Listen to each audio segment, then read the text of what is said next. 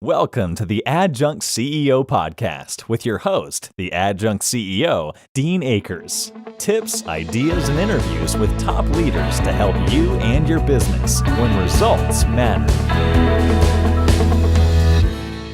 Welcome back to the Adjunct CEO podcast.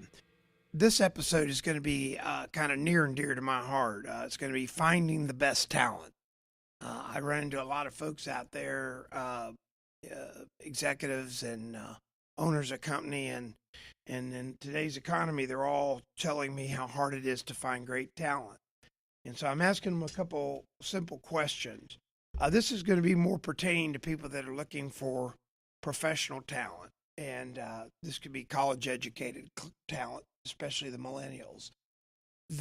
Probably the coolest thing I've done that's gotten me great talent over the last 20 years has been to get involved with my local colleges and universities. Now, I'm out of the Tampa Bay area. And in the Tampa Bay, Florida area, we have a number of great institutions. We have the University of Tampa, University of South Florida, St. Pete College, Hillsborough Community College. We have the Poynter Institute in Polk County. So we have a lot of great schools in this area.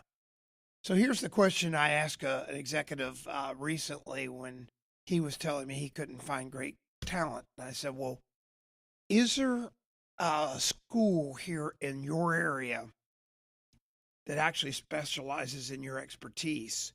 This was a particular profession. And the individual said, yeah, there is. And I said, my next question was, do you know the dean of the college? What do you mean, do I know the dean of the college? Have you ever met the dean of the college of the place you would love to get great recruits out of? And the answer was no. I said, you want to take time, and all of you out there, if you're looking for the best possible talent or getting at least a shot at the best talent, you want to get to know the people that are involved with that talent early in their careers, which are the teachers and the professors at your local universities and colleges. So once you get to know them and you get participating with them, get on their advisory councils, go speak to the college groups, at classes, all of a sudden you have this kindred spirit and relationship. So when you're looking for somebody, or my kind of standard deal with my local institutions is, hey, if you find some real rock star, somebody that you think is really going to excel, somebody you think that could learn and really help our team and our company, would you turn me on to them? The answer is always yes. So I'll get these calls and they'll say, Dean, I've got this young individual. They're sharp, really sharp. Maybe you ought to have coffee with them. Then I take more of a mentoring role. I'll set up a coffee. I'll go meet with them. And this is before they graduate. And I start working with them before they graduate in the context of helping them with their direction and their careers. Next thing you know, if they're really the superstar I want, do you want to take a guess who they're going to go to work for? They're going to go to work for me because we've built a relationship. It's not at a job fair with a booth set up with everybody walking by picking your brochures up. I'm getting the best and brightest right out of our schools by being involved. The other technique I've used, and I've used this for a long time, in fact, I'm almost embarrassed to say how long, over 30 years, is all your local universities have classes near the end of a graduation or right prior to graduation that is a cumulative class of something that they're studying as a major. Specifically, I use MBA capstone groups. And one of their final classes in the local universities is to dissect a business, build a plan, come back and really give this business insight. Well, I've done this dozens of times with my own companies. And it's insane when you have upwards of 200 students in groups of 10 or so working to dissect your company, take your marketplace or the market you work in, doing all this due diligence for a grade. That's what they're working for, to come back and present to you their findings, their recommendations, and all the data they've used to create that. Just let me tell you something. In my business, as in one particular business was laser hair removal, we had a full capstone class doing the whole program. And we thought we knew everything. I mean, when you use these capstone classes or these groups, they're going to come back and 90% of the stuff you're going to know because they're teaching out of the schools how to do SWOT analysis, which is strengths, weaknesses, opportunities, and threats. They're teaching them how to do financial analysis, all things that you would hope you know how to do. Here's where the jewels come from. They put their enthusiasm. They're thinking without filters. They don't have your filter glasses on. Well, this one particular company in my laser hair removal business, we had a local UT, University of Tampa class, 200 of them, dissect our company, and we were going to give an award to the top team that came back. So they presented, the professors eliminated it down to, I think, 6 finalists, which were all rock stars, and they presented it to us. So one of the groups came in with an idea of a patient base that we actually were excluding because we couldn't treat this patient base with our traditional methods of laser hair removal, because our claim is that we would permanently remove your hair. And it was a group of primarily females that suffer from polycystic ovary syndrome, was it PCOS. So they came back saying that this particular syndrome creates excessive hair growth on females. And it was very embarrassing, self-esteem damaging, and that these people needed help.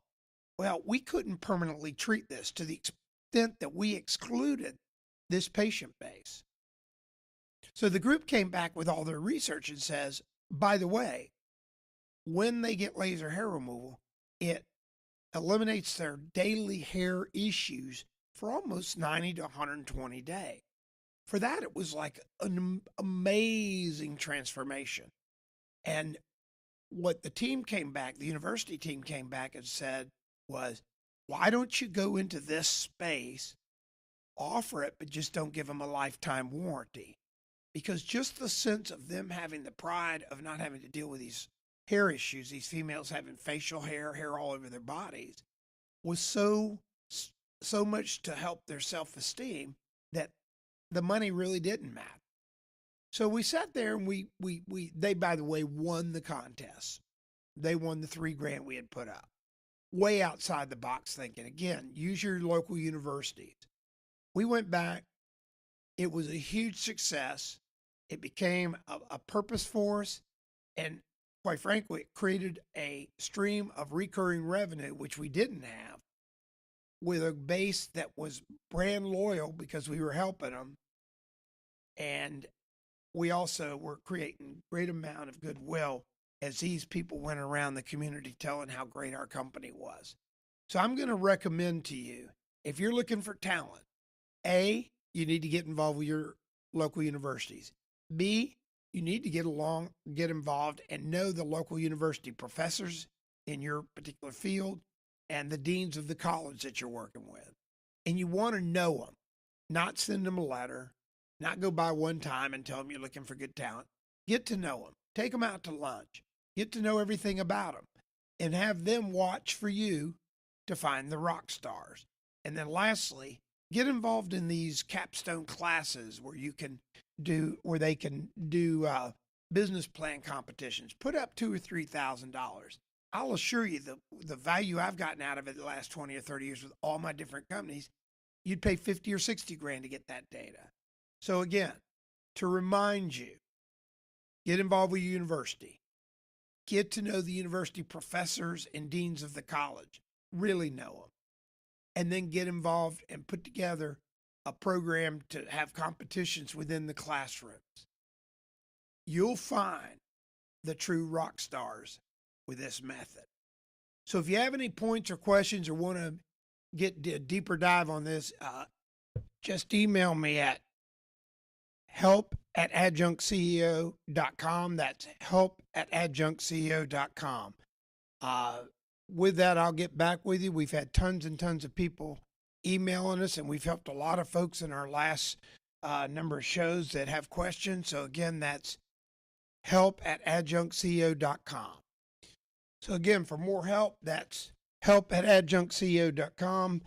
Feel free to really email us and ask those questions. We're going to get back with you and give you the help you've been needing. Hopefully our series are helping you, and it's a pleasure for us to bring it to you. Thanks for listening. We really appreciate the listeners out there. We're now being heard in over 23 countries. We've had thousands and thousands of downloads. This podcast has just been an exciting journey for me, and I'm hoping it's helping all of you out there. So we'll talk to you soon.